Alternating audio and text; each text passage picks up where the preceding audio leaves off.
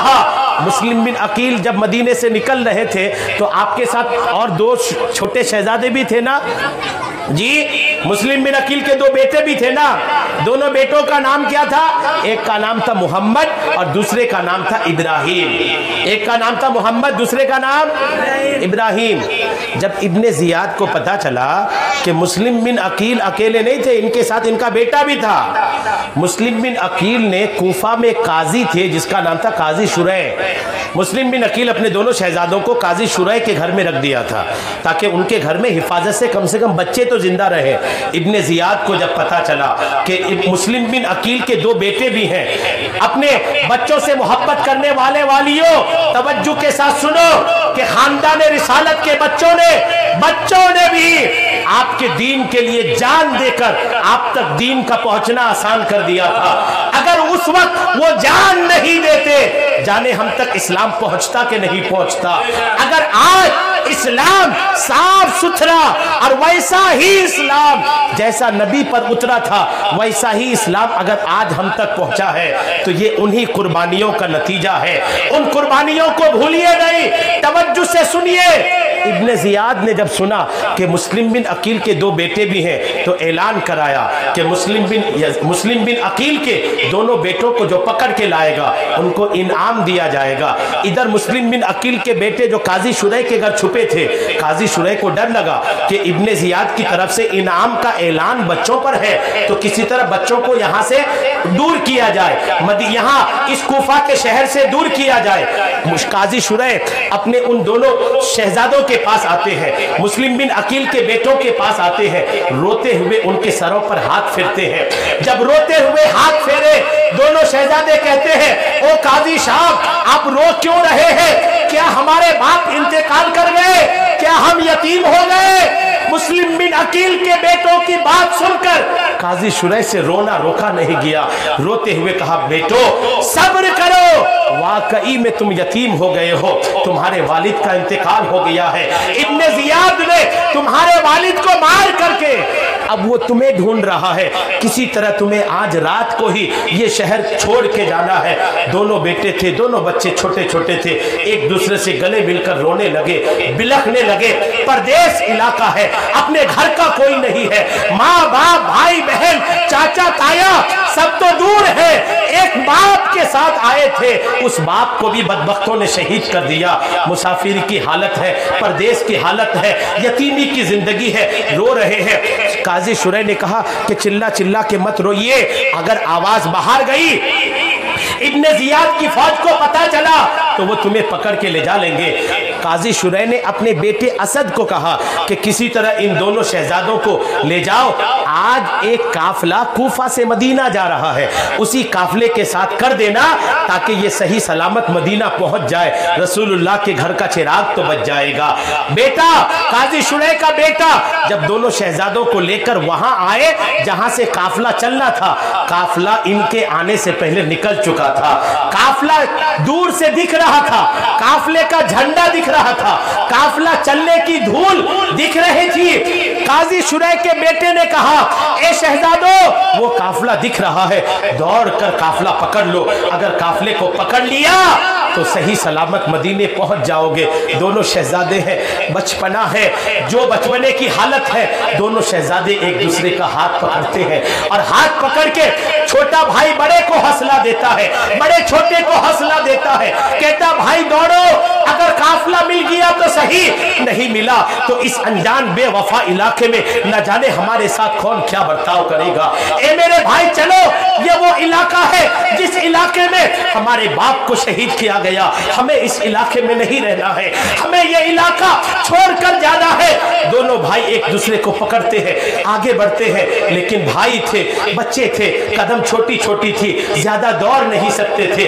काफिला तेजी से आगे बढ़ता गया, ये धीरे चल रहे थे, इनकी चाल बच्चे होने की वजह से तेज नहीं थी, धीरे धीरे काफिला दूर चला जाता गया। हाल ये हुआ कि दोनों बच्चों की आंखों से काफिला उझल हो गया। बच्चे रात भर चलते रहे, लेकिन चलने के बाद भी कूफा की जंगलों से बाहर नहीं निकल पाए, जंगलों में ही टहलते रहे। जब सुबह का उजाला नमूदार हुआ, दोनों बच्चे जब एक दूसरे की तरफ देखे, देख करके नजरों में बात हुई। हमें काफिला नहीं मिलने वाला। अब हमें इसी जंगल में किसी तरह आज दिन का उजाला काटना है, रात की अंधेरी होगी फिर चलेंगे। दोनों शहजादे आज आपस में बात करके मशवरा करके उस जंगल में एक चश्मा था, एक छोटा सा हौज था, छोटा सा एक तालाब था, उस तालाब के किनारे गए कि कुछ पानी पीने को मिल जाएगा। पानी लिया, पानी पीने के बाद उसी तालाब के किनारे एक पेड़ था, उस पेड़ के साए में दोनों शहजादे बैठ जाते हैं। अपने बच्चों से मोहब्बत करने वाली माओ, सुनो ये दीन कैसे पहुंचा आपके तक, ये दीन कैसे आया, कितने नन्नों का खून बहा, कितने जवानों का खून बहा, कितने नौजवानों के बाजू कटे। हुसैन जैसा शख्स अपनी जान कुर्बान किया, तब जाके हिंदुस्तान जैसे इलाके में इस्लाम पहुंचा। बैठे बिठाए इस्लाम मिल गया, घर में पैदा हुए बैठे बिठाए इस्लाम मिल गया। तो इस्लाम की अहमियत आप समझ नहीं रहे हैं। इस इस्लाम को जो आपने बैठे बिठाए पाया, ये सदका है करबला वालों की कुर्बानी का, ये सदका है उनकी जानों की कुर्बानी का कि उन्होंने जान दे करके इस्लाम को हिंद तक पहुंचने का रास्ता पैदा फरमाया। दोनों शहजादे उस तालाब के किनारे हैं। उस तालाब के इलाके के पास एक मलका रहती थी, एक औरत रहती थी। उस औरत की बांदी नौकरानी पानी भरने आई है। जब पानी भरने आई तो देखा दो शहजादे, और वो भी मुस्लिम बिन अकील के शहजादे थे। वो हुस्न इन पर नाज करती है, खूबसूरती वहां जाके खत्म हो जाती है। खूबसूरती जहां पर जमा करके डाल दी जाती थी वो हुसैनी किरदार कहलाता है। आज भी जो सैयद हजरात पीराने इज़ाम कादरी मियाँ हो, चाहे जलालुद्दीन अशरफ हो, चाहे सरकार बाबू हुजूर हो, ये सैयद है। जब सैकड़ों पुश्त चलने के बाद इनकी खूबसूरती का हाल ये है, तो जब शुरू की खूबसूरती थी उसकी खूबसूरती का हाल क्या होगा। दोनों शहजादे जब उस तालाब के किनारे हैं, जब दोनों शहजादों को उस बांदी ने देखा, इतने खूबसूरत शहजादे, उस बांदी ने देख करके कहा, शहजादों तुम लोग हो कौन। दोनों अल्हम्दुलिल्लाह खानदान नबूवत के चश्मो चिराग थे। हम और आप जैसे थोड़ी थे कि जान की बचाने की वजह से झूठ बोलेंगे। हम और आप जैसे लोग थोड़ी थे कि बात बात पर झूठ बोलेंगे। मुस्लिम बिन अकील के बच्चों को पता था कि अगर पता बता दिए कि हम वो है, जान जा सकती है, लेकिन फिर भी झूठ नहीं बोला, सच बोला, क्योंकि सच बोलना उनके खून में था। सच्चाई हुसैनियत के देन है, सच्चाई हुसैनी किरदार है। सच बोलते हैं दोनों शहजादे। कहते सुनिए हम मुस्लिम बिन अकील के शहजादे हैं। उस बांदी ने कही मुस्लिम बिन अकील के शहजादे हो, चलो चलो, मेरी जो मलका है वो आपके खानदान की बहुत चाहने वाली है, आप पर अपनी जान कुर्बान कर देगी। दोनों बच्चों को लेके जाती है। जो मलका है, जो औरत, जो हाकिमा थी, जो औरत थी, जब उसने देखा कि मुस्लिम बिन अकील के शहजादे हैं, मोहब्बत से गले लगाई, रोई। गले से लगाकर जितनी मोहब्बत एक मां दे सकती थी उससे ज्यादा मोहब्बत दे करके उनको तसल्ली दी और कही शहजादों फिक्र ना करो, जब तक हमारे जिस्म में जान है आपकी बदन को आंच नहीं आने दिया जाएगा। दोनों शहजादों को नहलाया, खाना खिलाया और खाना खिला करके सुला दिए। कुदरत का करिश्मा देखिए, उसी औरत का शौहर मुस्लिम बिन अकील के बच्चों को ढूंढ रहा था, इसलिए कि बच्चों को ले जाकर इब्ने जियाद को देंगे और इनाम लेंगे। अल्लाह अकबर। बीवी ऐसी थी जो हिफाजत कर रही थी, शौहर ऐसा निकला जो खून का प्यासा है।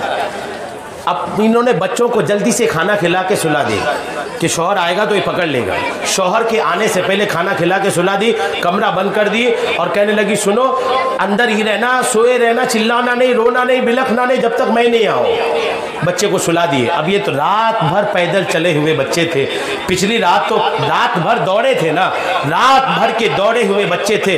नींद आई, अच्छी नींद आई, सो गए। जब रात आधी गुजरी तब तक इस औरत का शौहर भी आ चुका था। औरत ने उनको जल्दी से खाना खिलाई, खाना खिलाकर इनको भी सुला दी कि बदबख्त तू भी सो जा, कहीं तू बेदार रहेगा, बच्चे जाग गए तो तू इनके लिए जुल्म बनकर, पहाड़ बनकर आएगा। शौहर को भी सुला दिया। वो दोनों बच्चे सो रहे थे। अचानक आधी रात के बाद बड़े शहजादे दोनों में से जो बड़े थे रो करके उठते हैं और उठकर अपने छोटे भाई को जगाते हैं और जगा के कहते हैं भाई मैंने बड़ा दर्दनाक ख्वाब देखा है। छोटा पूछता है बड़े से, भाई आपने क्या ख्वाब देखा? बोलते मैंने ख्वाब देखा है कि जन्नत है और जन्नत में हमारे नाना जान रसूल करीम है और रसूल करीम के पास हमारे वालिद मुस्लिम बिन अकील है और हमारे नाना जान हमारे वालिद से कह रहे हैं, ए मुस्लिम अकेले आ गए, और अपने शहजादों को जालिमों के बीच छोड़ के आ गए।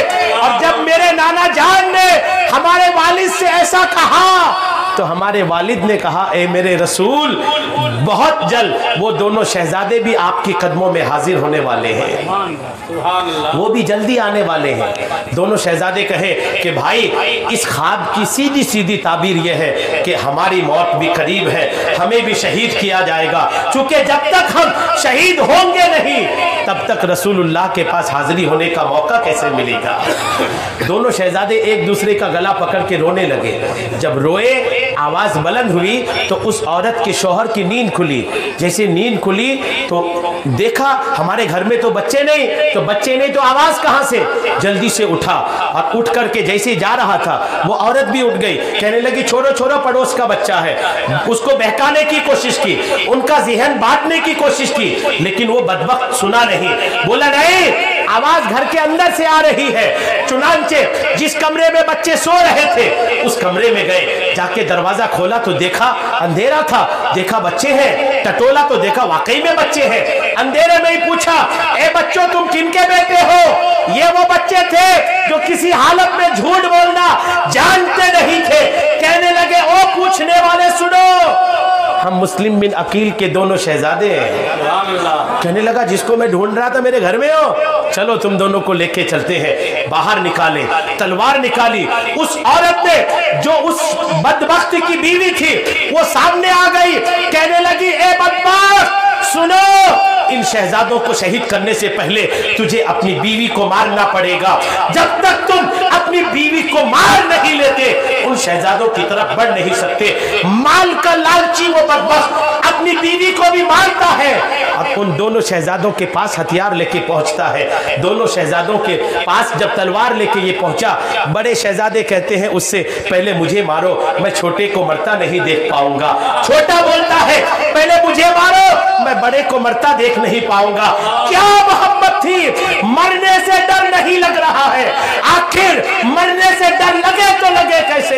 ये तो हुसैनी खानदान के शेर थे, इन्हें मौत से डर नहीं लग रही, बल्कि ये मोहब्बत है कि एक दूसरे को मरता हुआ देख नहीं चाह रही है। उन्होंने कहा, ए बच्चों बहाने मत बनाओ, दोनों एक साथ जमा हो जाओ, मैं तुम दोनों की गर्दन को एक साथ उड़ाता हूं।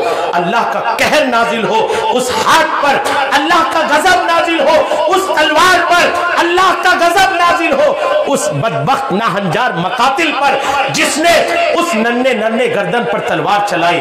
तलवार चला करके जब उनके सर को गर्दन से अलग किया, करबला की उस लड़ाई का ये दूसरी के साथ साथ इकट्ठे दो जाने कुर्बान होकर के करबला की जंग को आगे बढ़ाए।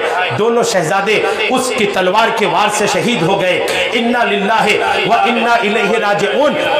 अब वो बदबख्त दोनों के सरों को एक पन्नी में कुछ कपड़ों में लपेटता है और लपेट करके इब्ने जियाद के पास जाता है और ले जा करके जब इन खूबसूरत बच्चों के कटे हुए सर को इब्ने जियाद के सामने लाकर रखता है, इब्ने जियाद देख के आंखें खुली रह जाती है, देखता रह जाता है, इतने खूबसूरत बच्चे, बदबख्त तूने मारा कैसे?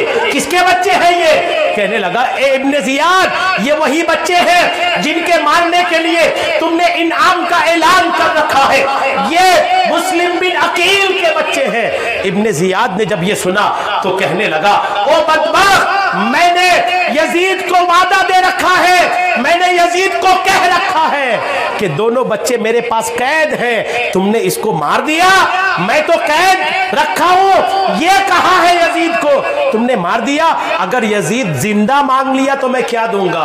तुमने गलत किया, तुझे मारना नहीं था। वो कहने लगा, अगर मारता नहीं जिंदा लेके आता तो इनाम की लालच में दूसरे लोग बच्चों को छीन लेते, इसलिए मैंने मार दिया इनाम के लिए। कितने दौलत के नशे में बदबख्त थे वो लोग। इब्ने जियाद कहने लगा, ए बदबख्त, तूने अपना दिमाग चलाया। अब सुनो, तुमने इसको मारकर मुझे खुश नहीं किया, बल्कि अब इनके बदले में तुम्हें भी मारा जाएगा। चुनांचे इब्ने जियाद ने हुक्म दिया कि इस बदबख्त को ले जाओ किले के छत पर और ले जाकर इनकी गर्दन भी इनके सर से अलग करो। बच्चों को मारने का जुर्म, सजा मिलने की शुरुआत हो चुकी। मामला वही हो गया। अब उसके बाद इमाम हुसैन रज़ी अल्लाह ताला अन्हो पर आइए। इमाम हुसैन रज़ी अल्लाह ताला अन्हो मक्का से निकल चुके हैं और एक अजीब इत्तेफाक थी इस वाकया में कि जिस दिन इमाम मुस्लिम कूफा में शहीद किए गए, उसी दिन इमाम हुसैन मक्का से निकले थे। उसी दिन चलते चलते शुकूक नामी एक जगह पे जब पहुंचे तो इमाम हुसैन को खबर लगी किसी के जरिए से कि मुस्लिम बिन अकील को शहीद कर दिया गया। मुस्लिम बिन अकील शहीद कर दिए गए। जब ये खबर पहुंची, इमाम हुसैन रज़ी अल्लाह ताला अन्हो अपने साथ के सारे लोगों को एक जगह जमा किया। फिर आप उधर ध्यान दे रहे हैं, अब उधर मत ध्यान दीजिए, अब आखिरी मामला आ रहे हैं। इमाम हुसैन रज़ी अल्लाह ताला अन्हो है, अपने घर के लोगों को जमा किए और अपने सारे साथियों को, आपके साथ जितने लोग आए थे सबको जमा किया और जमा करने के बाद कहा, सुनो, इमाम मुस्लिम बिन अकील को शहीद कर दिया गया है। वो कूफा का इलाका जो हमारे लिए था, कूफा के वो लोग जिन्होंने हमें खत भेजकर बुलाया था, वो लोग बेवफा हो चुके हैं। वो हमारे भाई को शहीद कर दिए हैं। अगर आप किसी को वापस जाना है तो जाए, हुसैन अब वापस नहीं होगा। पहले तो सिर्फ खत की वजह से जा रहे थे, अब हुसैन अपने भाई के खून का बदला लेने के लिए जाएंगे। अब तो वापसी का कोई रास्ता ही नहीं है।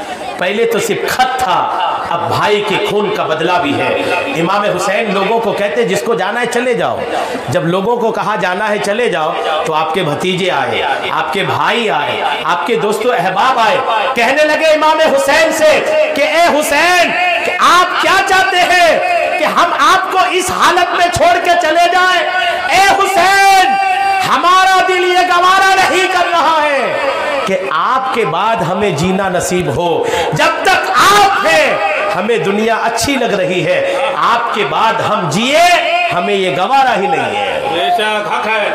चुनांचे इमाम हुसैन आगे बढ़े। अब आप ध्यान दीजिए, करबला लेके जा रहे हैं आपको। इमाम हुसैन आगे बढ़े, आपके पास 72 लोग वो थे जो लड़ने काबिल थे। औरतें मिलाकर तकरीबन 82 लोग थे आपके साथ। कितने लोग थे? 82 लोग। 72 जो आप सुनते हैं ना, वो लड़ने वाले थे। बाकी औरतें भी थी, बच्चियां भी थी, तो वो सब मिलाकर कितने थे? 82 लोग। आगे बढ़े, आगे बढ़ते बढ़ते एक ऐसी जगह पे आए जहां इमाम हुसैन रुके हुए थे। ध्यान दीजिए, चूंकि वाकया है आपको समझना है तो पूरा ध्यान दीजिए। एक जगह रुके इमाम हुसैन, जहां रुके तो कुछ दूर से दिखा कि कुछ लोग आ रहे हैं, कोई फौज आ रही है। इमाम हुसैन ने कहा, देखो तो कौन सी फौज आ रही है। अभी बात ही हो रही थी कि हजरत हुर नाम के एक आदमी थे, उनके साथ 1000 यजीदी फौज इमाम हुसैन के पास आके खड़ी हो गई। हजरत इमाम हुसैन ने हुर से पूछा, ए हुर, क्यों आए हो? आने का इरादा क्या है? हुर ने कहा कि मुझे इब्ने जियाद ने भेजा है और मुझे हुक्म दिया गया है कि मैं आपको घेर करके इब्ने जियाद के पास लेकर के जाऊं। मैं आपको घेर कर इब्ने जियाद के पास लेकर जाऊं, इसीलिए मैं आया हूं। हुर ने पूछा इमाम हुसैन से, ए हुसैन, आप क्यों आए हो? आपका आना किस वजह से हुआ? इमाम हुसैन कहते, मैं खुद आया नहीं हूं, मुझे बुलाया गया है। तुम्हारे साथ जितने कूफी हैं, तुम्हारी फौज में जितने लोग हैं, उसमें से कई लोग मुझे खत भेजे हैं। उन्हीं खत के जवाब में मैं आया हूं, खुद नहीं आया हूं, तुम्हारे लोगों ने मुझे बुलाया है। हुर कहने लगा, मैं इतना नहीं जानता हूं, मुझे तो बस ये हुक्म है कि मैं आपको घेर कर इब्ने जियाद के पास ले जाऊं। आप जाओगे कि नहीं जाओगे? हुसैन का जवाब सुनिए, अली के शेर का जवाब सुनिए। अली का शेर कहता है, ए हुर, तेरी औकात क्या है? तेरी ताकत क्या है? तू हुसैन को घेर कर लेके जाए। इस बाजू में जब तक खून का आखिरी कतरा है, हुसैन तुम्हारे घेरने की वजह से कहीं नहीं जाने वाला, नहीं जा रहा हुसैन तुम्हारे साथ। अब वो जो हुर था ना, ये आदमी अच्छा था, इसके दिल में इमाम हुसैन की मोहब्बत थी, लेकिन ये यजीद का नौकर था।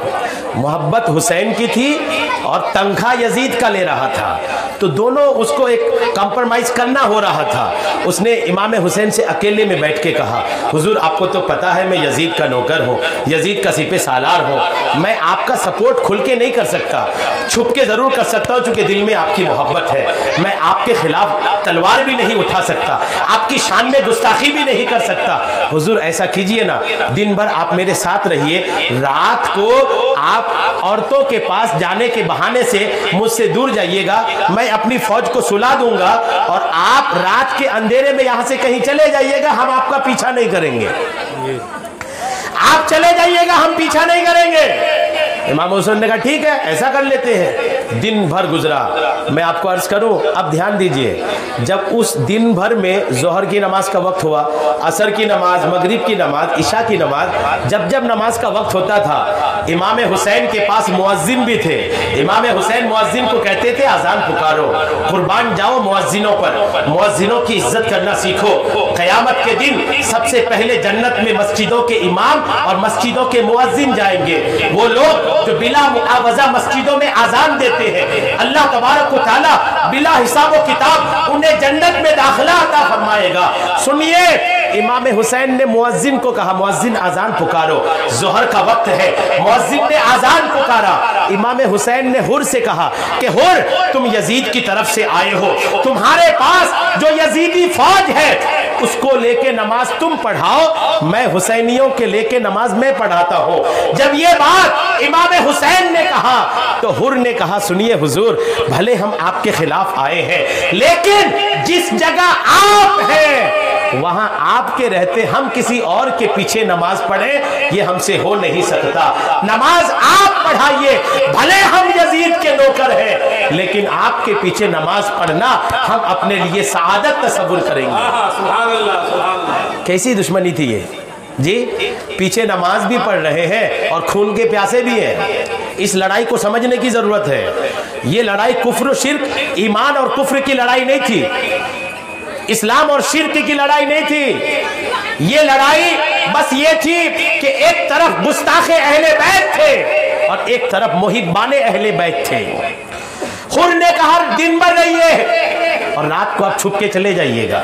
जब रात हुई, इमाम हुसैन रज़ियल्लाहु ताला अन्हु अपने घर वालों को सवारी पे सवार किए और रात थी, अंधेरी रात थी, रास्ते का तो अता पता नहीं था, रास्ता बना भी नहीं था। उस वक्त रास्ते थोड़ी बने थे, जंगलों में चलते रहते थे। लोगों को जंगलों में निशान पता थे और निशान देखकर, आसमानों के चांद तारे देखकर, दिन को सूरज देखकर लोग रास्ता तय करते थे। अब इमाम हुसैन रज़ियल्लाहु ताला अन्हु है, रात की अंधेरी है, उस रात की अंधेरी में इमाम हुसैन रज़ियल्लाहु ताला अन्हु अपने घर वालों को लेकर निकलते हैं। रात भर चलते हैं, रात भर चलते हैं। जब सुबह होती है, जब सुबह हुई, सुबह एक ऐसी जगह पे हुई जहां पर गर्म हवा चल रही थी। जमीन देखा तो गर्म है, हवा देखा तो गर्म है। जब वहां कुछ देर रुके तो बोले खेमा तान लेते हैं। जमीन खोदा तो जमीन से खोदने से खून निकल रहा है। जब शाख बनाने के लिए, तंबू लटकाने के लिए दरख्त की शाख तोड़ा तो खून निकल रहा है। इमाम हुसैन ने लोगों से पूछा, आखिर ये जमीन है कौन सी? खोदो तो खून निकल रहा है, यहाँ के दरख्त तोड़ो तो खून निकल रहा है। लोगों से पूछा, लोगों जमीन का नाम बताओ, इस जगह का नाम बताओ, कौन सी जगह है? जब नाम बताया तो पता चला, किसी ने कहा हुजूर इस जमीन को मारिया कहते हैं। इमाम हुसैन ने कहा नहीं, कोई और नाम भी है तो बताओ। तो कहा गया इस जमीन का नाम करबला है। इमाम हुसैन जब सुनते हैं कि इस जमीन का नाम करबला है, वहीं बैठकर रोने लगते हैं और रोकर बिलक बिलक करके अपने घर वालों से कहते हैं, घर वालों बस यही हमारी मंजिल है, यही हमारी शहादत गाह है, यही हमारी कब्र है। यहाँ हम खुद भी शहीद होंगे, हमारे घर वाले भी शहीद होंगे। अब हम यहाँ से चाह करके भी आगे नहीं बढ़ सकते। यही हमारा मक्तल है, यही हमारी कत्लगाह है, यही हमारी शहादतगाह है, यही हमें मरना है, यही हमें सताया जाएगा। यहां से आगे बढ़ना हमारा मुकद्दर नहीं है। जब आपके घर के लोगों ने सुना तो उनको हैरत हुई। बोले हुजूर आपको पता था, आपको पता था करबला है, आपको वहां शहीद होना है, सारी कहानी आपके दिमाग में पहले से है। मैं आपको अर्ज करूं, हमारे नबी के दुनिया में आने से 300 साल पहले एक गिरजा घर में एक अरबी का शेर लिखा हुआ था, जिसमें इस बात का तज़किरा था कि आखिरी नबी के नवासे को उसी के उम्मत के कुछ बदबख्त लोग शहीद करेंगे। ये हुजूर की पैदाइश से 300 साल पहले एक गिरजा घर में लिखा हुआ था। हुसैन को भी पता था करबला में शहीद किया जाऊंगा। आपके बेटों ने, भतीजों ने पूछा आपको कैसे पता? तो कहने लगे कि हम अपने वालिद के साथ, अली के साथ इसी जगह से एक जंग के लिए जा रहे थे। जब करबला पहुंचे थे, हमारे वालिद अली जब इस करबला के मैदान में आए थे और करबला के बारे में पता किया था कि ये करबला है, तो हमारे बाप वालिद अली ने इस जगह खड़ा करके मुझे और मेरे भाई हुसैन को, हसन को कहा था कि ए हसन और हुसैन सुनो, ये करबला का मैदान है, यही वो मैदान है जिसमें मेरे बेटे हुसैन को प्यासा शहीद किया जाएगा। यहाँ हुसैन की लाश होगी, यहाँ अली अकबर की लाश होगी, यहाँ कासिम की लाश होगी, यहाँ अली असगर की लाश होगी, यहाँ हुसैन का खेमा होगा, यहाँ हुसैन को प्यासा सताया जाएगा। यानी जो जहाँ शहीद किया जाएगा उन तमाम जगहों के निशानात भी मेरे वालिद अली ने कई साल पहले करबला के मैदान में लगा कर जा चुके थे। समझ में आया ना? और वो निशान जब अली ने लगाए थे, इमाम हुसैन कहते उस वक्त मैं अपने बाप के साथ था, मुझे पता है ये करबला है। जब करबला पहुंचे थे तो मुहर्रम की कौन सी तारीख थी? बोलिए ना, कौन सी तारीख थी? 2 तारीख मुहर्रम की। करबला पहुंचे थे जब, मुहर्रम की कितनी तारीख? 2 तारीख को पहुंच गए थे, याद रखिएगा। कितनी तारीख को पहुंच गए थे? 2 तारीख को करबला पहुंच गए थे। अब जब करबला पहुंचे ना, अब करबला पहुंच ही गए, खत्म हो जाएगा, इसलिए कुफ्त नहीं हुए, सुनिए। करबला पहुंच गए मेरे इमाम। करबला पहुंच के करबला के मैदान के बाजू में ही, लबे उसके लब लगा हुआ ही नहर फुरात है। नहर, एक पानी बहने वाला, फुरात नाम है उसका। उसके किनारे इमाम हुसैन ने अपने खेमे लगवा लिए कि पानी की जरूरत पड़ेगी तो नहर से पी लिया जाएगा। जब वहां 2 तारीख को पहुंचे, 2 तारीख के बाद ही यजीद की हजारों की फौज भी करबला पहुंच गई। करबला पहली फौज जो यजीद की आई वो इब्ने साद नाम के आदमी के सिपे सालारी में तकरीबन 22,000 की फौज आई। जब वो फौज भी आ गई, इमाम हुसैन एक तरफ है, एक तरफ 22,000 की फौज है। इमाम हुसैन ने उस 22,000 की फौज का जो सिपे सालार था इब्ने साद, उनको बुला करके कहा, ओ इब्ने साद, पहचानो मुझे, पहचानो मैं कौन हूं। मैं तेरे उस नबी का नवासा हो जिस नबी का तुम कलमा पढ़ते हो। मैं उस अली का बेटा हूं जिस अली को इस्लाम की चौथा खलीफा होने की सआदत हासिल है। मैं उस फातिमा का बेटा हूं जो फातिमा जन्नती औरतों की सरदार है। ए इब्ने साद, पहचानो मैं हुसैन हूं। इब्ने साद कहने लगा, हुजूर आप आए क्यों हैं? हुसैन ने फिर वहां कहा, आया नहीं हो, तुम लोगों के बुलाने की वजह से आया हूं, तुम्हारे खतों के जवाब में आया हूं। इमाम हुसैन ने कहा कि वापस चले जाइएगा। इमाम हुसैन ने कहा तुम लोग अगर लड़ोगे नहीं तो मैं यहां से वापस भी चला जाऊंगा। इब्ने साद ठीक कुछ हद तक उस वक्त ठीक था, वो दिमाग उसका थोड़ा ठिकाने आया। उस वक्त ठिकाने यूं आया कि उसको लगा ठीक है हुसैन पर क्या हाथ उठाएंगे। यजीद को खत लिखते हैं कि इमाम हुसैन खुद राजी हैं वापस जाने की, इनको वापस जाने दिया जाए। उस वक्त इब्ने साद ने खत लिखा इब्ने जियाद के पास कि ए इब्ने जियाद, हुसैन लड़ना नहीं चाहते, हुसैन का मकसद लड़ना नहीं है, हुसैन यहाँ से वापस जाना चाहते हैं, इन्हें वापस जाने दिया जाए। जब इब्ने जियाद ने वो खत सुना, खत पढ़ा तो गुस्सा आया और कुछ फौज को शिमर नामी एक बदबख्त के साथ भेजा और भेज करके कहा कि ओ इब्ने साद, हमने हुसैन के साथ तुम्हें सुलह करने के लिए नहीं भेजा है, बल्कि हुसैन को कहो या तो यजीद के हाथ में बैयत करे वरना लड़ने के लिए तैयार हो जाए। दूसरी फौज भी आई। जब दूसरी फौज आई, अब सुनिए, दूसरी फौज आई मुहर्रम की 7 तारीख को। कितनी तारीख को बोलिए? दूसरी कब आई? मुहर्रम की 7 तारीख को। जब 7 तारीख को वो फौज आई, ये फौज कुछ ज्यादा ही जालिम और जाबिर थी, बदबख्त फौज थी वो। जब वो फौज आई, जैसे आई तो वो देखते क्या है कि इमाम हुसैन के खेमे नहर फुरात के किनारे लगा है। हुसैन का खेमा नहर फुरात के किनारे, यानी पानी पीना चाहे तो आसानी से पी ले। यजीद का गवर्नर इब्ने जियाद की तरफ से हुक्म आया कि हुसैन पर पानी बंद कर दो, हुसैन को पानी पीने ना दो। पूछा क्यों? जवाब आया कि अगर हुसैन की प्यास बुझती रह गई, अगर हुसैन को पीने का पानी मिलता रह गया, यजीदी फौज एक भी बचेगा नहीं। इसलिए कि अगर हुसैन का पेट भरा रहा, हुसैन की ताकत बराबर काम करती रही, तो दुनिया की लाखों फौज उनके तलवार के सामने क्यों ना आ जाए, वो सबको गाजर मोली की तरह काट के रख देगा। अगर हुसैन को मारना चाहते हो तो हुसैन पर पानी बंद करना पड़ेगा। यजीदी बदबख्तों ने अपने इब्ने जियाद का हुक्म पाकर के इमाम हुसैन के खेमों के पास आया और घेर लिया खेमों को और कहा, हुसैन खेमे यहां से उठा लो, उठा लो यहां से खेमे। इमाम हुसैन के भाई अब्बास अलमबरदार, नाम सुने होंगे ना, अब्बास अलमदार होता है झंडा उठाने वाला। हजरत अब्बास के पास मैदान करबला में इमाम हुसैन का झंडा था। अल्हम्दुलिल्लाह, खुदा करे वो झंडा उठाना नसीब हो जाए। हुसैनी झंडा, ये अखाड़े वाले घूमने वाला झंडा नहीं, सच्चा पक्का हुसैनी झंडा, खुदा करे उठाना नसीब हो जाए। अब्बास अलमबरदार कहते हैं, ए बदबख्तो, नबी के घरानों पर पानी बंद करने के लिए आए हो, आओ हुसैनी खेमे के इस शेर का तलवार तुम्हारा इस्तेमाल करने को तैयार है। अगर तुम्हारी माँ ने तुम्हें दूध पिलाया है तो आओ हमारे खेमे के पास। जिस हाथ ने भी हुसैनी खेमे को हाथ लगाया, उस हाथ को उसकी बाजू से काट कर अलग करके रख दूंगा। जब ये दहाड़ सुना, हुसैन के शेर का जब ये दहाड़ सुना ना, घबरा गए, कांप गए कि ये दहाड़ते ऐसे हैं तो मारेंगे कैसे।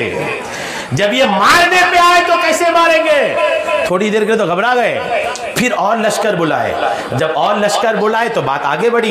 इतने में इमाम हुसैन आ गए।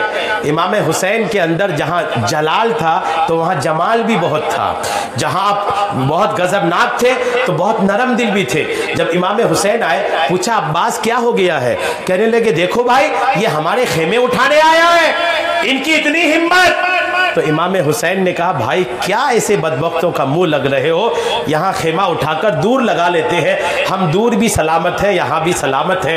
बदबख्तों के पास पानी रहने दो। हजरत अब्बास अलमबरदार ने अली का जलाल दिखाया और हुसैन ने रसूल का जमाल दिखाया और वहां से खेमे को उठाकर कुछ दूर ले जाकर के लगा लिए। 7 तारीख से नहर पर पाबंदी लग गई, इमाम हुसैन पर पानी पर पाबंदी लग गई। जब 7 तारीख का दिन गुजरा, 8 तारीख की रात गुजरी, 24 घंटे गुजर गए, खेमे में पानी नहीं था। 8 मुहर्रम की जब सुबह हुई, आपके घर की औरतें, घर के छोटे छोटे बच्चे जब प्यास से बिलबिलाने लगे, प्यास प्यास, पानी पानी की सदाएं लगाने लगे, इमाम हुसैन से रहा नहीं गया। इमाम हुसैन ने अपने खेमे के पास एक कुआं खुदवाया। कुआं खोदा तो हुसैन के हाथों की बरकत से कुएं में पानी निकल आया। खुद भी पिया, घर वालों को भी पिलाया। जब सारे लोग पानी पी लिए तो किताबों में लिखा है कि गैब से वो कुआं खुद ही गायब हो गया। जब खुद वो कुआं गायब हो गया तो इमाम हुसैन ने अपने लोगों से कहा, लोगों सुनो, कुआं का गायब होना ये बताता है कि हमें प्यासा ही शहीद किया जाएगा। सब्र करना, तुम्हें प्यासा ही शहीद किया जाएगा। 7 तारीख से पानी बंद, 8, 9, जब 9 तारीख हुई, 7, 8, 9, ये गुफ्तगू का सिलसिला रहा। हुसैन की तरफ से, यजीदी फौज की तरफ से गुफ्तगू का एक सिलसिला चलता रहा, चलता रहा। हुसैन समझाते रहे कि अब भी वक्त है, मान जाओ। ओ यजीदी फौजो, मुझे छोड़ दो, मेरा रास्ता खाली कर दो, मैं तुमसे लड़ने नहीं बल्कि अपने नाना के दीन को बचाने आया हूं। अगर इस वक्त भी तुम मेरा रास्ता खाली कर दिए तो मैं कहीं चला जाऊंगा, मैं तुमसे लड़ने नहीं, नाना के दीन की हिफाजत करने के लिए आया हूं। लेकिन वो बदबख्त माने नहीं। जब 9 तारीख हुई, सुनिए, 9 तारीख जब हुई, 7 तारीख से 9 तारीख हो गई, यजीदी फौज अब मानने को तैयार नहीं, बोले नहीं अब तो लड़ाई होगी, अब तो लड़ाई होगी। इमाम हुसैन ने अपने भाई हजरत अब्बास से कहा, अब्बास जाओ यजीदी फौज के लीडर के पास और जाके कहो आज 9 तारीख है, 9 तारीख का दिन रहने दो, कल जुमा भी है, 10 तारीख भी है, कल जुमा को लड़ लेंगे, आज 9 तारीख को छोड़ दो, 9 तारीख का दिन भी लो और 9 तारीख के बाद 10 की रात भी रहने दो। इस रात के बाद जब कल जुमा का दिन आएगा तो फिर हमारी लड़ाई शुरू होगी। हजरत अब्बास ने कहा, सुनिए, अब्बास ने कहा भाई जब लड़ना ही है, शहीद होना ही है, तो फिर आज के दिन की मोहलत आप क्यों ले रहे हैं? तो हुसैन का जवाब सुनिए, अपने दिल के दरवाजों को खोलकर जवाब सुनिए। इमाम हुसैन कहते, भाई हमारी जिंदगी की ये आखिरी रात है, कल हमें शहीद होना है, आपको भी शहीद होना है, हमारी जिंदगी की ये आखिरी रात है।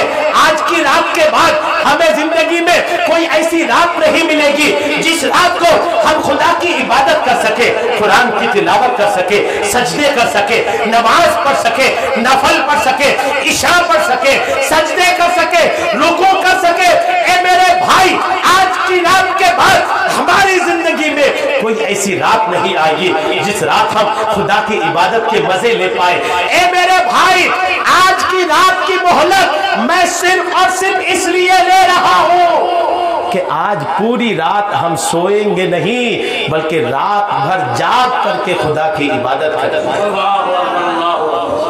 सुबह लड़ना है, गौर कीजिए, सुबह लड़ना है और लड़ाई भी ऐसी है कि शहीद होना है, फिर भी रात भर खुदा की इबादत कर रहे हैं।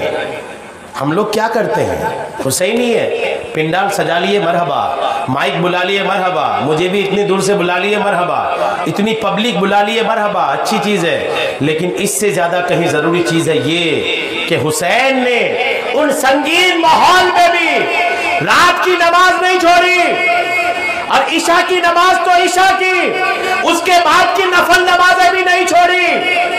और हद तो यह है, ध्यान दीजिए, जिस 10 तारीख को लड़ाई होनी थी उस 10 तारीख की सुबह की फजर की नमाज भी इमाम हुसैन ने जमात के साथ अदा किया था। इतनी संगीन तारीख, लड़ाई होनी है, शहादत सामने खड़ी है, लेकिन फिर भी अल्हम्दुलिल्लाह फजर की नमाज भी जमात के साथ अदा की है। नमाज हुई, नमाज होने के बाद इमाम हुसैन रज़ियल्लाहु ताला अन्हो अब अपने लश्कर को तरतीब देना शुरू किया, लड़ाई कैसे लड़नी है शुरू किया, लोगों को खड़ा करना शुरू किया।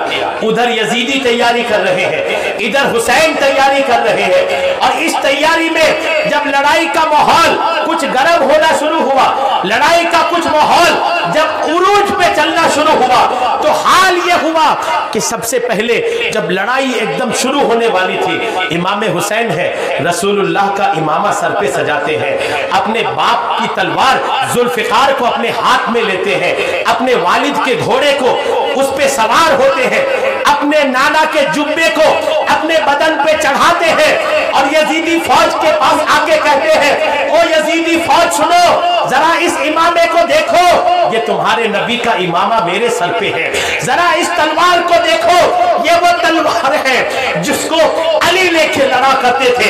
ओ यजीदियों, जरा इस घोड़े को देखो, ये वो घोड़ा है जिसमें हजरत अली सवार होते थे।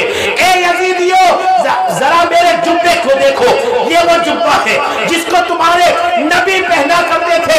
ए यजीदियों, जब रसूल का इमामा मेरे सर पर है, रसूल का जुब्बा मेरे बदन पर है, अली की तलवार मेरे पास है, अली का घोड़ा भी मेरे पास है, और अली का बेटा होने का शर्फ भी मुझे हासिल है, तो हक भी मेरे साथ ही है। अगर इतना कुछ मेरे पास है तो हक भी मैं ही हूं, तुम लोग गलत रास्ते पे हो, अब भी मौका है, मुझसे लड़ो नहीं, मुझसे उलझो नहीं, यहां से अभी भी चले जाओ तो मैं तुम लोग से ना उलझ करके वापस मक्का या मदीना या खुदा के किसी शहर में चले जाऊंगा। यजीदी बदबख्त नहीं माने, और नहीं माने भी, और साथ में ये बोले कि अब ये बातों करने का वक्त नहीं है, अब लड़ना है। इमाम हुसैन फरमाते अब जब लड़ना ही है, इमाम हुसैन वापस आए। इमाम हुसैन की तरफ से, और तो सुनो आप लोग मेरी इस्लामी बहनों, इमाम हुसैन की तरफ से जो सबसे पहला आदमी मैदान जंग में लड़ने गए उनका नाम था अब्दुल्ला। ये कूफा से आया था हाजी साहब, ये पहला आदमी था जो कूफा से आया था। सामने तो यजीदियों के पास सारे कूफा वाले थे, लेकिन हुसैनी खीमा में भी एक कूफी था, लेकिन वो हुसैनी था, इमाम हुसैन की तरफ से आया था, और अपनी बीवी को भी साथ में लेके आया था। नई नई शादी हुई थी। जब वो आ रहे थे, बीवी ने पूछा कहां जा रहे हो? कहने लगा मेरे रसूल का नाना यजीदी फौज ने उनको मेरे हुसैन के नवा से, मेरा वो हुसैन जो रसूलुल्लाह के नवा से है, यजीदी फौज ने उसको घेर के रखा है। आज हुसैन पर मैं अपनी जान को कुर्बान करने के लिए जा रहा हूं। नई नवेली दुल्हन थी, कहने लगी ए मेरे सरताज, अभी अभी आपके निकाह में आई हूं, अगर आप ही नहीं रहे तो मेरा कौन होगा? अगर आप हुसैन के कदमों पे कुर्बान हो गए तो मैं जीकर क्या करूंगी? मैं भी हुसैन के घर की औरतों पर अपनी जान को कुर्बान करना चाहती हूँ। ऐसी औरतें भी थी। हमें फजर में उठना नसीब नहीं होता, नमाज पढ़ना नसीब नहीं होता। बहुत सारी माएँ तो ऐसी हैं, बेटा दाढ़ी रख लिया तो माँ को तकलीफ हो जाती है। शादी से पहले अगर रख लिया, खास करके माँ नोचती रहती है, टोकती रहती है, खुदा के बंदे शादी नहीं हुई है, शादी नहीं हुई है, अभी दाढ़ी रख लिया, मौलाना बन रहे हो तो दाढ़ी वालों की शादी नहीं होती क्या? ऐसे माओं को याद रखनी चाहिए, दाढ़ी आपके रसूलुल्लाह की सुन्नत है, दाढ़ी हुसैनियत की पहचान है। गौर कीजिए, जो पहला आदमी इमाम हुसैन की तरफ से, जो पहली शख्सियत इमाम हुसैन की तरफ से लड़ने के लिए गई, उनका नाम था अब्दुल्ला। क्या नाम था बोलिए? अब्दुल्ला। जब ये लड़ने के लिए गए, लड़ते लड़ते कई यजीदियों को जहन्नम पहुंचा करके ये खुद भी शहीद हो गए। इनको जब तलवारें लग रही थी, इन पर जब हमले हो रहे थे, उस वक्त उनकी बीवी जो दूर खड़ी थी, वो इमाम हुसैन की खेमे की एक बल्ली उठाया, एक लकड़ी को उठाई, वो औरत थी, उठाई और दौड़ लगाई करबला के मैदान में, और कहने लगी ए हुसैन के दुश्मनों, आज ये हुसैन की आशिका भी तुम्हें छोड़ेगी नहीं। औरत थी, लेकिन मोहब्बत कितनी थी कि आगे बढ़ी। जब वो आगे बढ़ी तो इमाम हुसैन ने एक आदमी को भेजा, जाओ जाओ जल्दी से इनको बुला के लाओ, करबला के मैदान में अभी हुसैन जिंदा है, और जब तक हुसैन जिंदा है किसी औरत को मैदान में आने की हाजत नहीं है।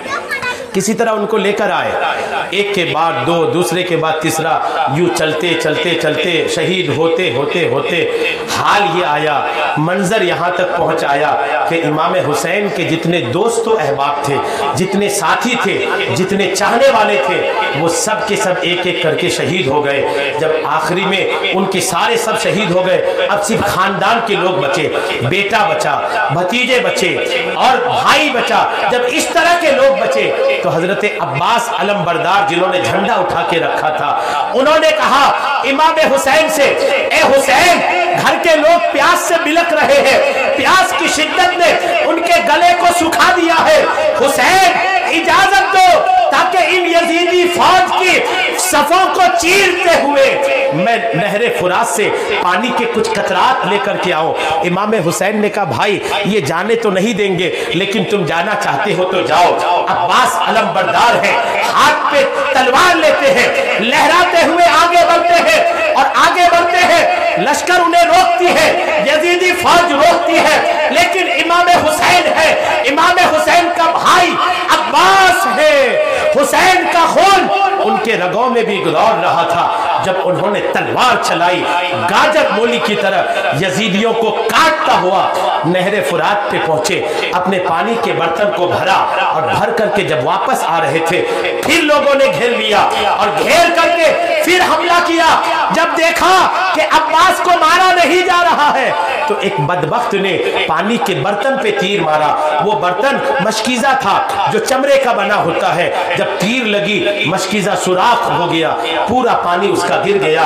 जब मैदान करबला में ही पानी गिर गया, अब्बास रोने लग गए कि जिस पानी को इतनी मेहनत से नहर फुरात से उठा के लाया था, बदबख्त की एक तीर ने सारा पानी बर्बाद कर दिया। रोते हुए हुसैन के पास आए। इमाम हुसैन ने क्या किया था देखिए। इमाम हुसैन ने अपने घर की औरतों के लिए जो खेमा बनाया था, उस खेमा के उस तरफ जिस तरफ से यजीदी फौज पीछे से हमला कर सकती थी, वहां पर एक खंदक खुदवाया था और उस खंदक में लकड़ियां डलाकर आग जला दी थी। यजीदी फौज में से एक ने पुकार के कहा, हुसैन दुनिया में ही अपने लिए जहन्नम की आग तैयार कर लिया। उस बदबख्त की जबान से जब ये बात निकली, हुसैन को तकलीफ हुई कि जन्नत के नौजवानों के सरदार को तुम कह रहे हो जहन्नम की आग। ए बदबख्त सुनो, मैं खुदा की बारगाह में दुआ करता हूं, ए मौला हुसैन को जहन्नमी कहने वाले इस शख्स को दुनिया में ही आग का अजाब दे। अभी हुसैन के हाथ नीचे भी नहीं हुए थे कि वो बदबख्त जो कहा था, वो अपने घोड़े में बैठा था, उसका घोड़ा बिदक गया और बिदका ऐसा कि कुदाते कुदाते उसको ले जाकर वही आग का खंदक जो हुसैन तैयार किया था, उसी आग के खंदक में ले जाके उसे गिरा दिया, जलकर मर गया। इतना देखकर भी यजीदियों को होश नहीं आया। एक और बदबख्त कहने लगा, हुसैन देखो नहरे फुरात पानी कितना बह रहा है, लेकिन ए हुसैन तुम्हें पीने को नहीं मिलेगा। हुसैन को चिढ़ाया। इमाम हुसैन को तकलीफ हुई, रब से दुआ किया, मौला इस बदबख्त को ऐसी मौत दे कि प्यास तो शिद्दत की हो लेकिन इसे भी पानी पीना नसीब ना हो। अभी हुसैन का हाथ नीचे नहीं आया था कि उसको प्यास लगी, खुदा की मार थी, प्यास लगी, इतनी शिद्दत की प्यास लगी कि पानी पानी चीखता रहता था। पानी पास लाया भी जाता था लेकिन उसका हलक बंद हो गया था, पानी का एक कतरा भी पेट में नहीं गया और उसी प्यास की शिद्दत में चीखते चीखते इस दुनिया से जाकर जहन्नम रसीद हो गया।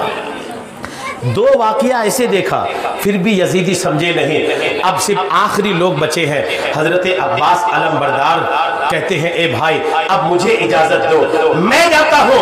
हजरत अब्बास जाते हैं। किताबों में लिखा है कि जब हजरत अब्बास तलवार लेकर मैदान में आते हैं, जब इनका जाहो जलाल यजीदी लोग देखते हैं, डर जाते हैं, खौफ आ जाता है और खौफ के आलम में कोई आगे बढ़ने को तैयार नहीं। जब देखा कि कोई नहीं आ रहे हैं, हजरत अब्बास खुद घुसते हैं यजीदी फौज में, तलवार लहराते लहराते हजारों कईयों को कत्ल करने के बाद इनको भी जख्म लगते हैं और ये भी शहीद हो जाते हैं। जब अब्बास अलमबरदार भी शहीद हो गए, हजरत इमाम हुसैन के भतीजे इमाम हसन के बेटे हजरत कासिम, क्या नाम था, हजरत कासिम नौजवान थे ये, हजरत कासिम आते हैं इमाम हुसैन के पास। इमाम हुसैन के पास आके कहते हैं, मेरे चाचा अब मुझे इजाजत दो, मैं जाके लड़ना चाहता हूँ। हजरत कासिम जब आके कहते हैं तो कहते हैं, ए कासिम, ए मेरे भाई की निशानी, ए मेरे हसन की निशानी, भला हुसैन के रहते हुए मैं तुझे मरता हुआ कैसे देखूं। कासिम कहने लगा, ए मेरे चाचा जान, आपके रहते हुए हमें ही जाना है, इसलिए कि इस दुनिया में हम ऐसी एक सांस भी नहीं लेना चाहते जो सांस हम आपके बिना ले। आपकी शहादत के बाद हम जिए, हमें ये हरगिज गवारा नहीं है। हजरत कासिम गए। हजरत कासिम जब निकले ना, तो हजरत कासिम के साथ भी ये बात थी कि वो हम शबीह मुस्तफ़ा थे। हजरत कासिम भी दिखने में रसूलुल्लाह की तरह थे, खूबसूरत थे, हाइट थी, जबरदस्त दिखते थे। जब ये तैयार होकर करबला के मैदान में आए और आकर के दहाड़ लगाया, ओ यजीदियों, है कोई जो मेरे मुकाबले में आ जाए। चूंकि जसामत में, खूबसूरती में बिल्कुल बहुत अच्छे दिख रहे थे। यजीदी फौज कोई आगे नहीं बढ़ी। यजीदी फौज में एक पहलवान था जिसका नाम था अर्जुक। क्या नाम था बोलिए, ये याद रहना चाहिए आपको, क्या नाम था, अर्जुक। इस पहलवान के बारे में कहा जाता था कि 1000 आदमी की ताकत थी इसके अंदर। 1000 आदमी से ये अकेले लड़ सकता था। यजीदी फौज का जो सरदार था इब्ने साद, वो कहने लगा अर्जुक तुम जाओ, सब डरे हुए, कोई जाना ही नहीं जा रहा है, ए अर्जुक तुम जाओ। अर्जुक कहने लगा 1000 आदमी की ताकत का मैं पहलवान और एक नौजवान के पास लड़ने जाओ, मेरे 4 बेटे। अर्जुक कहने लगा मैं अपने 4 बेटों को लेकर आया हूं, मेरा छोटा बेटा काफी है उनके लिए। तकब्बुर थी, घमंड था। जब उनका छोटा बेटा पहुंचा, किताबों में लिखा है कि वो बेटा पहुंच के हमला करता, उससे पहले हजरत कासिम की वो वार लगी कि उनका सर तन से जुदा हो गया, मौका ही नहीं दिया लड़ने का। उस हसन का ना बेटा था, वो इमाम हसन के बेटे थे, मौका नहीं दिया। अर्जुक देखा मेरे बेटे को मौका ही नहीं मिला, बेचैन हुआ, अपने दूसरे बेटे को भेजा। हजरत कासिम ने उनको भी नहीं मौका दिया, तीसरे को भेजा, मौका नहीं, चौथे को दिया। चारों बेटे को हजरत कासिम ने अपनी तलवार से जहन्नम नसीब किया और उनके जो सबसे बड़े बेटे थे उनकी तलवार को भी कब्जा कर लिया। तलवार बड़ी तैयार की हुई तलवार थी।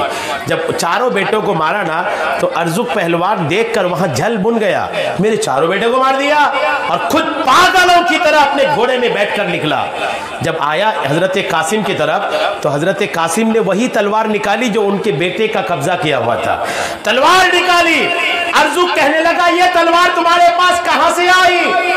हजरत कासिम ने कहा ए अर्जुक, तुम्हारे बेटे से कब्जा किया मैंने, तुम्हारे बेटे को मारकर कब्जा किया हो।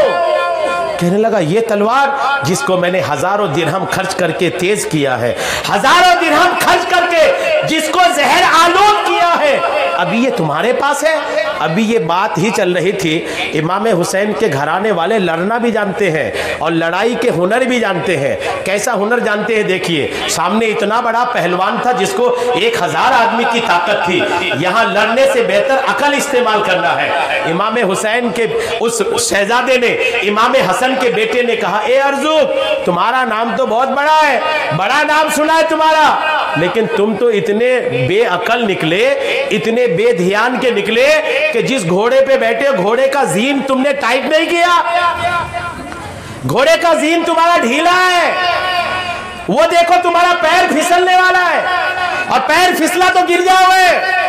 हजरत कासिम ने उनको कहा, वो घबरा गया। जीन घोड़े का ऐसा है कि उसको सही रहना जरूरी है, वो फिसला तो गिर जाओगे। कासिम ने कहा देखो गिरने वाले हो। वो घबराया, ऐसे झुक करके जैसे ही अपने कदमों की तरफ देखा, हजरत कासिम ने ऐसा वार किया कि उसके गर्दन के पीछे से उसके सर को अलग कर दिया। ये हुनर है जी। सिर्फ मोबाइल का गेम चलाना मत सीखिए, ये भी सीखिए। पबजी खेलना मत सीखिए, फेसबुक का हुनर, व्हाट्सएप का हुनर बस मत सीखिए, कभी ये हुनर भी सीखिए। आपके पास ये हुनर भी रहनी चाहिए, दुश्मन को किस किस हरबे से और किस किस तरीके से मात दिया जा सकता है, ये अक्लें भी होनी चाहिए, ये तरीके भी होनी चाहिए।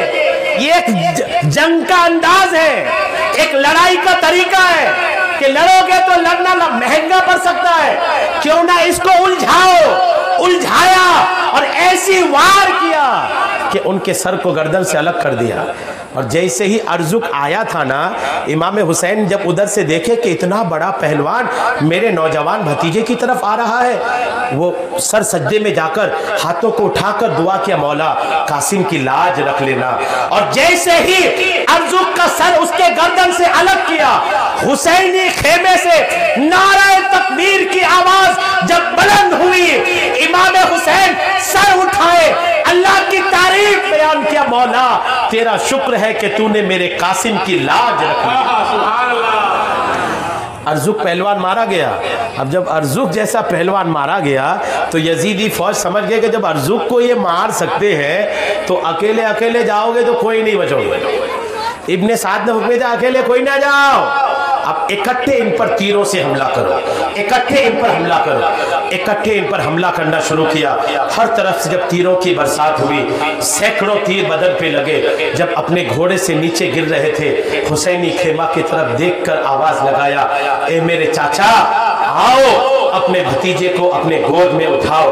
आपका भतीजा शहीद होना चाहता है, लेकिन ये वो शहादत चाहता है कि इनका सर ए मेरे चाचा आपके गोद में हो, आपका चेहरा मेरी आंखों के सामने हो, मैं आपको तकते रह जाऊं, मेरी रूह बदन से निकलती चली जाए। जब सदा सुनी हुसैन ने रोता हुआ आए और इमाम हुसैन इमाम हसन के बड़े बेटे को अपने गोद में लिया।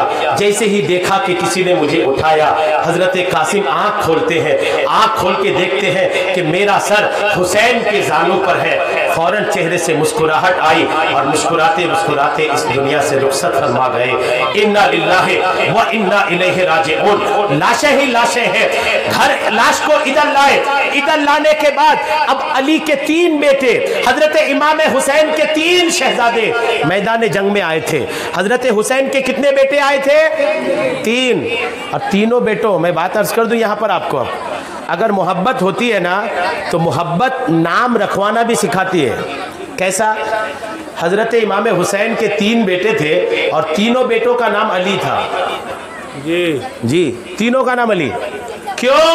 अली से मोहब्बत है, अली से मोहब्बत है तो अपने तीनों बेटों का नाम अली। आप कहोगे जब तीनों का नाम अली तो बुलाते कहते थे? तो उर्दू में अगर आपको बताएं, बड़े अली, मझले अली, छोटे अली। अरबी में था अली अकबर, अली औसत, अली असगर। और उर्दू में बोले तो बड़े, मझले, छोटे, लेकिन नाम अली। अपने तीनों बेटों का नाम अली रखने के बाद कयामत तक के मुसलमानों को हुसैन ने पैगाम दिया, लोगों अगर हमसे मोहब्बत करते हो तो हमारे नाम पर अपने बच्चों का नाम भी रखना सीखो। अगर आज किसी का बेटा हो जाए और उसको बोलो अपना बेटे का नाम हुसैन रख दो, तो बिल्कुल एक बार में बोल देगा बहुत पुराना नाम है। खुदा के बंदे, पुराना नाम है, नया नाम। और फिर नाम कुछ ऐसा बताओ जो सीरियल चलता है उसमें कोई नाम हो, कोई मशहूर एक्टर का नाम हो, मशहूर हीरोइन का नाम हो। एक बार में रख लेंगे तो अभी तो ये नाम चल रहा है। खुदा के बंदो, जिनसे मोहब्बत है उनका नाम रखना पसंद करते हो।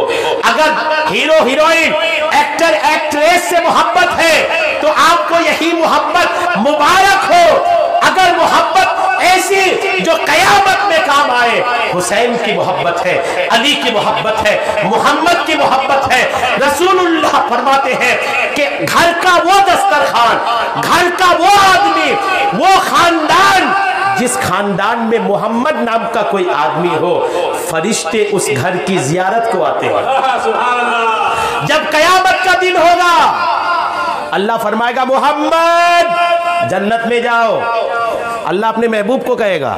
लेकिन कयामत के मैदान में जितने लोगों का नाम मोहम्मद होगा ना, सब उठ के चल देंगे, सब उठ के चल देंगे। पुकारा ही मोहम्मद जन्नत में जाओ। अल्लाह फरमाएगा जाने दो, मेरे महबूब के नाम पर जिसने भी नाम रखा उन सबको आज सिर्फ और सिर्फ मेरे महबूब पर नाम रखने की वजह से बिला हिसाब व किताब जन्नत में दाखिल हो जाने दो। क्या आप भी नाम नहीं रखोगे? चिंटू, पिंटू, सागर, आगर, क्या क्या नाम रखते हो खुदा के बंदे। वही पुराने नाम हमारे अच्छे हैं। आप गौर कीजिए, आपके बेटे का नाम हुसैन हो, आप जब जब बोलोगे हुसैन याद आएगा। आपके बेटे का नाम हसन हो, जब जब बोलोगे हसन याद आएगा। अली असगर रखो, कासिम रखो, अली अकबर रखो, अब्बास रखो, ऐसे नाम रखो जिस नाम को सुनकर के भी इजहार मोहब्बत हो। कोई पूछे नाम क्या है, फख्र से बताओ मेरे बेटे का नाम हुसैन है। सुनने वाला सुनकर ही समझ जाए, अरे इसके क्या पूछना, जब इसने अपने बेटे का नाम हुसैन रखा है तो जरूर इनको हुसैन से मोहब्बत होगी, तभी नाम ये रखा हुआ है। तो ऐसा नाम रखना शुरू कीजिए। करम फरमाए मेरे मौला। हजरत अली, हजरत हुसैन के बड़े शहजादे अली अकबर आए, आके अर्ज के अब्बा हुजूर अब तो कोई बचे नहीं, हम ही लोग बचे हैं, इजाज़त दीजिए मुझे मैदान करबला में जाने का। अली अकबर मेरे हुसैन के बड़े शहजादे हैं, अपने हाथों से अपने बेटे को तैयार करते हैं और तैयार करने के बाद छोड़ते हैं मैदान जंग में, लड़ते हैं शेर की तरह। हजरत अली अकबर भी शहीद होते हैं। अली अकबर की लाश को जब मेरे हुसैन मैदान करबला से उठाकर खेमे में लाते हैं, खेमे की औरतें आह वो बका करने लगती है, रोने बिलखने लगती है। और रोने बिलखने का अंदाज ऐसा होता है कि कोई चुप होने का नाम नहीं लेता। चूंकि अब हाल ये है कि सामने सिर्फ ज़ैनुल आबिदीन है जो बुखार इतनी है कि बिस्तर में है, अली असगर है जो दूध पीता बच्चा है। अब लड़ने के लिए सिर्फ और सिर्फ इमाम हुसैन है। अब इमाम हुसैन तैयारी करते हैं। सुनिए मेरे भाइयों, इमाम हुसैन है, तैयार होना शुरू करते हैं। इमाम हुसैन के जो मझले शहजादे थे हजरत इमाम ज़ैनुल आबिदीन, इनका नाम अली औसत था, इबादत बहुत करते थे, इसलिए मशहूर हो गए ज़ैनुल आबिदीन के नाम से। इमाम ज़ैनुल आबिदीन शदीद बुखार है, इतनी बुखार है कि बिस्तर से उठ नहीं पा रहे हैं, लेकिन उस हाल में भी इतना जोश और जज्बा है कि लाठी के सहारे से उठते हैं, अपने वालिद के कदमों पे हाजिरी देते हैं, कहते हैं ए अब्बा हुजूर, ज़ैनुल आबिदीन के जिंदा रहते आप क्यों जा रहे हैं? आप ना जाइए, मुझे भेजिए, आपके बाद जीना मैं गवारा नहीं कर रहा हूं। आपके सामने शहादत ये तो गवारा है, लेकिन हमारे नजरों के सामने आप शहीद हो जाए, ए मेरे वालिद हमें ये गवारा नहीं है। इमाम हुसैन जब ये सुनते हैं तो हजरत अली औसत यानी इमाम ज़ैनुल आबिदीन से कहते हैं, ए मेरे बेटा सुनो सुनो, तुम्हें मैदान में जाना नहीं है, इसलिए नहीं जाना है कि तुम्हें जिंदा रहना है, और जिंदा इसलिए रहना है कि तुमसे ही मेरी नस्ल चलेगी और मेरी औलाद चलेगी। अगर तुम भी चले गए तो हुसैन की नस्ल कैसे चलेगी? ए ज़ैनुल आबिदीन सुनो, तुम्हें जिंदा भी रहना है और शादियां भी करनी है ताकि तुम्हारी औलाद हो और तुम्हारी औलाद की औलाद कायनात के कोने कोने में फैल करके हुसैनी सैयद होने का शर्फ हासिल करे। इसलिए तुम्हें शहीद नहीं होना है, तुम्हें जिंदा भी रहना है। और दूसरा काम तुम्हारा यह भी है कि तुम्हारा बाप हुसैन के शहीद होने के बाद तुम्हारे घर की जो औरतें हैं इनको इज्जत के साथ, पर्दे के साथ मदीना ले जाने की जिम्मेदारी भी तुम्हारी है।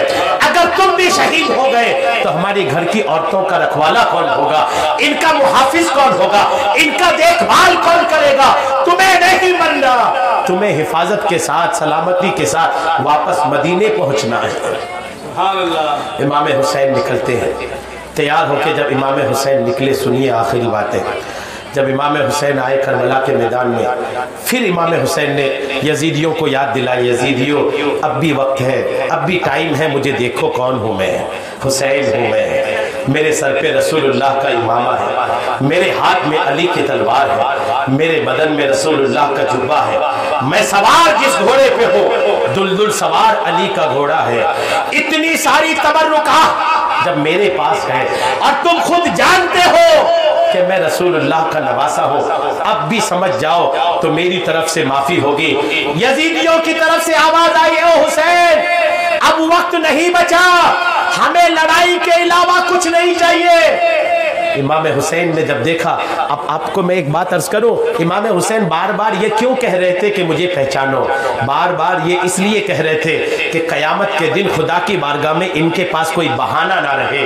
इनके बहाने के सारे दरवाजे हुसैन ने एक बार नहीं कई बार बंद किया, ताकि खुदा की बारगाह में जब ये हुसैनी कातिल हाजिर हो इनके पास कोई बहाना ना रहे कि हमने क्यों कत्ल किया। हुसैन ने सारे बहानों को बंद करके अजाब के सारे रास्ते उनके लिए खोल करके रख दिया। लड़ने को तैयार हो गए वो। इमाम हुसैन रज़ी अल्लाह ताला अन्हो है, अली की तलवार हाथ में है, सोचिए क्या शान होगी।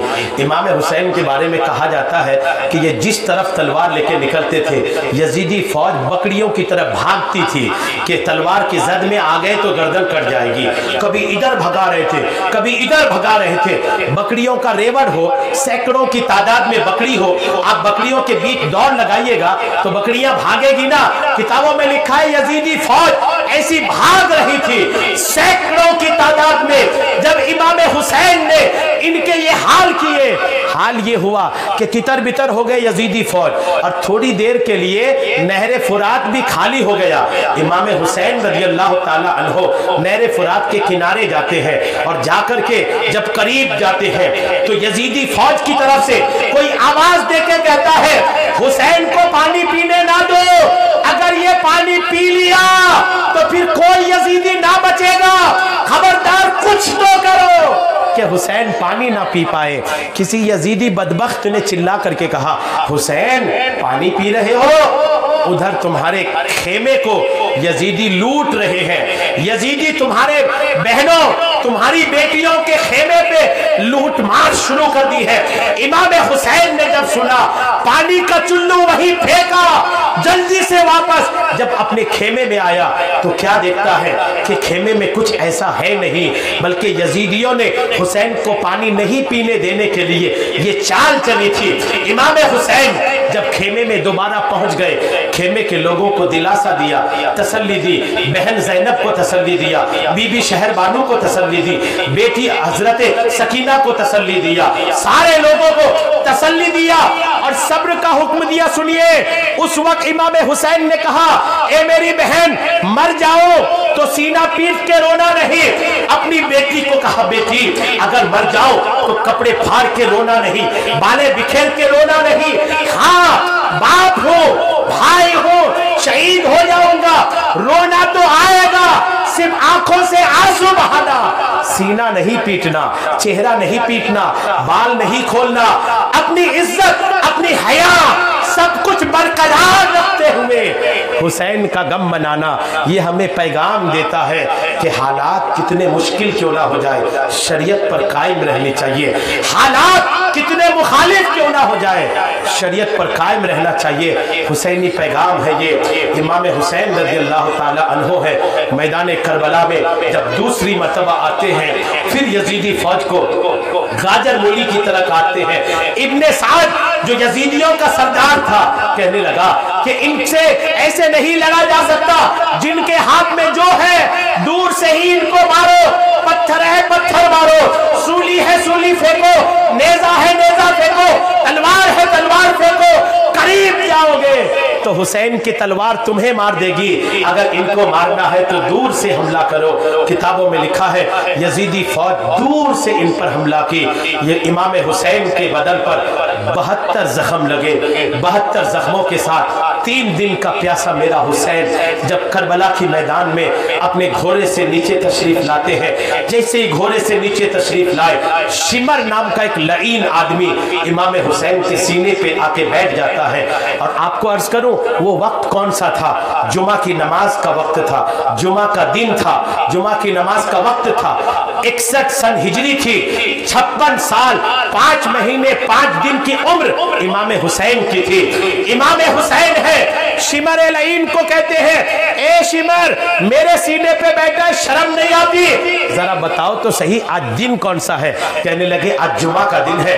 वक्त कौन सा है? बोले जुमा का वक्त है। ए शिमर जरा बताओ तो सही, जुमा के दिन मस्जिद का इमाम खुतबे के वक्त अभी किसकी शान बयान कर रहा होगा? कहने लगे मोहम्मदुर रसूलुल्लाह की शान बयान कर रहा होगा।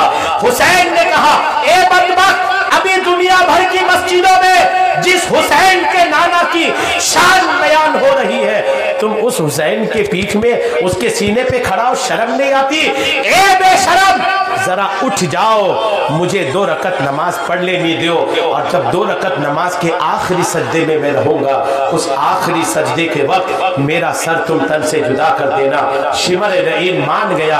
इमाम हुसैन नमाज के लिए खड़े होते हैं, जख्मों से चूर बदन है, नमाज नहीं भूला। बेटा शहीद हो गए, नमाज नहीं भूला। भतीजा शहीद हो गए, नमाज को नहीं छोड़ा। भतीजे शहीद हो गए, नमाज नहीं छोड़ा। दोस्तों अहबाब शहीद हो गए, नमाज नहीं भूले। पूरे घर की औरतें यतीम हो गई, नमाज नहीं छोड़े। बदन पर 72 जख्म है, नमाज नहीं छोड़े। घोड़े पे बैठ के रह नहीं पा रहे, नमाज नहीं छोड़े। ए वो लोगों जो सेहत के बाद भी नमाज छोड़ते हैं, वक्त रहते भी नमाज छोड़ते हैं, मस्जिद के पास बैठकर नमाज छोड़ते हैं, अजान की आवाज सुनकर नमाज छोड़ते हैं। सेहत है, सलामती है, बॉडी है, ताकत है, तंदुरुस्ती है, सब कुछ रहते, अगर आप नमाज छोड़ते हैं, आप सच्चे हुसैनी नहीं है। सच्चा हुसैनी आप तब कहलाएंगे हालात कितने अच्छे हो, कितने बुरे हो, आप नमाज पढ़ेंगे तो जाके सच्चे हुसैनी कहलाएंगे। इमाम हुसैन ने 2 रकत नमाज की नियत बांधा। आखिरी सजदे में जब आप पहुँचे तो आपकी सर पर उसने तलवार चलाई, गर्दन उड़ाई, आप शहीद हो गए। इन्ना लिल्लाहि व इन्ना इलैहि राजिऊन, इन्ना लिल्लाहि व इन्ना इलैहि राजिऊन। इमाम हुसैन शहीद हो गए। बस आखिरी बात मैं आपको अर्ज़ कर दूँ, मेरी इस्लामी बहनें जो अब तक बैठी है ना, इनके लिए बस एक बात अर्ज़ कर देता हूँ। मुबारक हो आपको, आपने इतनी देर से बैठे। मैं आप सबका भी शुक्रगुजार हूँ कि आपने मेरे हुसैन का जिक्र सुना, उनका जिक्र सुना, जिनका जिक्र इंशाअल्लाह आपकी दुनिया भी बदलेगी, आखिरत भी बदलेगी। बस एक बात अर्ज़ करता हूँ, इमाम हुसैन के सर को नेज़े पे लेकर जब दमिश्क शहर में घुस रहे थे तो उस वक्त हज़ारों की तादाद में भीड़ थी। इमाम हुसैन के घर की औरतें जो जिंदा थी, उनके सरों से यजीदियों ने दुपट्टा छीन लिया था। इमाम हुसैन के घर की औरतों के सर से जब दुपट्टा छीन लिया गया था, वो हयादार औरतें थी, गैरतमंद औरतें थी। उन्होंने अपने सर को एकदम सुकर करके, मुरझा करके, झुक करके चल रही थी कि हमारे सर पर मर्दों की नजर न पड़ जाए। उस भीड़ में एक सहाबी रसूल हजरत सहल थे। उन्होंने जब हुसैन के सर को देखा तो रोने लगे, खूब बिलक बिलक के रोए। यजीदी खुशी मना रहे थे, सबके बीच एक रो रहे थे। इमाम हुसैन की बेटी हजरत सकीना वहां थी। हजरत सकीना ने उनको बुलाया, बुला के कहा सब हंस रहे हैं, आप क्यों रो रहे हैं? उन्होंने कहा बेटी, मैं तुम्हारे नबी, मैं तुम्हारे रसूल, तुम्हारे नाना जान का सहाबी हूँ, इसलिए रो रहा हूँ। यजीदी तो गद्दार है, हंस रहे हैं, मैं तो तुम्हारे नाना का सहाबी हूँ, इसलिए रो रहा हूँ। और सकीना तुम कौन हो? कहने लगी मैं सकीना हूँ, हुसैन की बेटी हूँ। कहने लगी कि ए सकीना, ए हुसैन की बेटी, आज अगर कुछ काम मुझसे लेना हो तो कहिए, आज मैं आपके लिए कुछ करना चाहता हूँ। तो हजरत सहल ने जब ऐसा कहा, सकीना क्या बोलती है सुनिए। सकीना कहती है कि सुनिए, अगर आप कुछ कर सकते हो तो ये करो कि ये जो हमारे बाप का सर हमारे करीब लेके जा रहे हैं, इनको पैसा देकर इन सर को आगे कर लीजिए, हमसे थोड़ा दूर कर लीजिए। वो सहाबी कहने लगे बेटी कैसी बात कर रही हो, बाप का कटा सर है, पास है, देख के तसल्ली करो, दूर क्यों करना चाहती हो? सकीना का जवाब सुनिए। सकीना कहती है कि लोग इस सर को देख रहे हैं और हम इसके करीब होने की वजह से इस सर को देखते देखते हमारे खुले बालों को भी देख लेते हैं। हमें ये गवारा नहीं कि कोई गैर मर्द हमारे खुले बाल को देख ले, हमारे बाप का कटा हुआ सर हमसे दूर जाए, ये गवारा है। लेकिन कोई गैर मर्द हमारे खुले बाल को देख ले, हमें ये गवारा नहीं है। ये हुसैन की बेटी की सोच है। और हमारे यहाँ औरतें बाल सिल्की कराएंगी, और जो बाल सिल्की कराएगी वो दुपट्टा पहनेगी, वो तो सिल्की कराई है दिखाने के लिए। बालों पे तरह तरह के सीधे कराएगी तो शैम्पू लगाएगी, ये लगाओ मना नहीं है, लेकिन जिसकी शादी हो गई अपनी शौहर के लिए लगाए। शादी नहीं हुई, हुस्न बनाए अपना, लेकिन पर्दे में रहे, अपने हुस्न को अपने होने वाले शौहर के लिए महफूज रखे, अपने बालों को अपने गैर मर्दों से छुपा के रखे। आज अगर आपने बाल दिखाई, हदीस पाक में है, दुनिया में जो औरतें अपने बालों को दिखाती हैं, क़यामत के दिन उनको जहन्नम के ऊपर बालें बांध करके लटका दिया जाएगा। एक बाल खींचे तो आपसे बर्दाश्त नहीं, सारे बाल बांध करके वो भी जहन्नम की आग के ऊपर लटका दी जाओगी तो कैसे बर्दाश्त करोगी? नहीं कर पाओगी बर्दाश्त। इसलिए अपने बालों को गैर मर्दों से छुपा के रखो, पर्दा करो। पर्दा में ही आपकी जीनत है, बुरके में आपकी जीनत है। आप बुरके में रहो, महफूज रहोगी। कोई आपको क्या कहे क्या ना कहे, अगर आप बुरके में रही, हुसैन की बेटी आपसे खुश होगी, अली की बीवी आपसे खुश होगी, रसूलुल्लाह की बीवी आपसे खुश होगी, सैयदा फातिमा खुश होगी। दुनिया नाराज हो जाए, अली के घराने वाले खुश हो गए तो हमारी दुनिया भी सवर जाएगी, हमारी आखिरत भी सवर जाएगी। अल्लाह तबारक व तआला हम सबको सुनने से कहीं कहीं ज्यादा अमल की तौफीक अता फरमाए।